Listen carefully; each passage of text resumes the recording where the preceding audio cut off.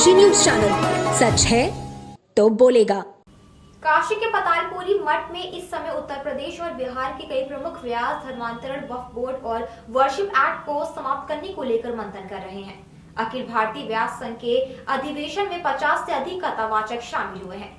पतालपुरी मठ के महंत बालक दास ने अधिवेशन के दौरान कहा, तिरुपति बालाजी में जो हुआ उसके अलावा धर्मांतरण, ज्ञानवापी, वक्फ बोर्ड और वर्शिप एक्ट पर गहन चर्चा की जा रही है। जो भी निष्कर्ष निकलेगा उसे हम सरकार के समक्ष रखेंगे। हम देवी देवताओं का अपमान अब सहन नहीं करेंगे। अगर हमारी बातें नहीं मानी गई तो हम अपने कार्यक्रमों के माध्यम से विरोध जताएंगे और आंदोलन करेंगे।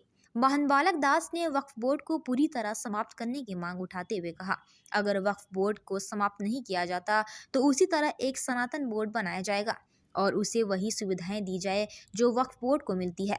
हम वर्शिप एक्ट को भी समाप्त करने की मांग कर रहे हैं। इसके लिए हम सरकार से बातचीत करेंगे और यदि हमारी मांगे नहीं मानी गई तो आंदोलन होगा। हाल ही में कथावाचक अनिरुद्धाचार्य द्वारा भगवान शंकर पर की गई टिप्पणी को लेकर भी उन्होंने सख्त रुख अपनाया। उन्होंने कहा, यदि कोई कथावाचक अपनी कथा में गलत बयान देता है तो उन्हें दंडित किया जाएगा। इसके लिए हम एक आचार्य संहिता बनाएंगे। देखिए, ये राष्ट्रीय अधिवेशन हो रहा है व्यास संघ का, और इसमें क्या है कि एक तो प्रथम तो ये है कि व्यास संघ का जिस प्रकार से हमारा पूरे भारत में हर प्रदेश में विस्तारीकरण और उस पर भी चर्चा होगी, प्लस जो वर्तमान में तिरुपति बालाजी में प्रसाद में मिलावट हो उस पर भी चर्चा।